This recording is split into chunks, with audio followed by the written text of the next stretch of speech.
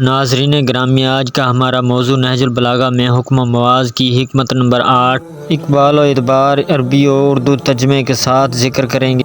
بسم اللہ الرحمن الرحیم۔ وقال علیہ السلام اذا اقبالت الدنیا علی احد اعارته محاسن غیرہ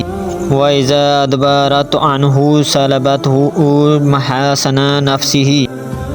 ترجمہ: جب دنیا اپنی نعمتوں کو لے کر کسی کی طرف بڑھتی ہے تو دوسروں کی خوبیاں بھی اسے ارائے دے دیتی ہے، اور جب اس سے رخ موڑ لیتی ہے تو خود اس کی خوبیاں بھی اس سے چھین لیتی ہے۔ مقصد یہ ہے کہ جس کا بخت یاور اور دنیا اس سے سازگار ہوتی ہے،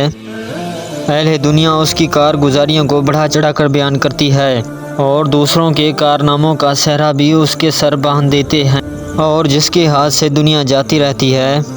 اور ادبار و نحوست کی گھٹا اس پر چھا جاتی ہے، اس کی خوبیوں کو نظر انداز کر دیتے ہیں اور بھولے سے بھی اس کا نام زبان پر لانا گوارا نہیں کرتے۔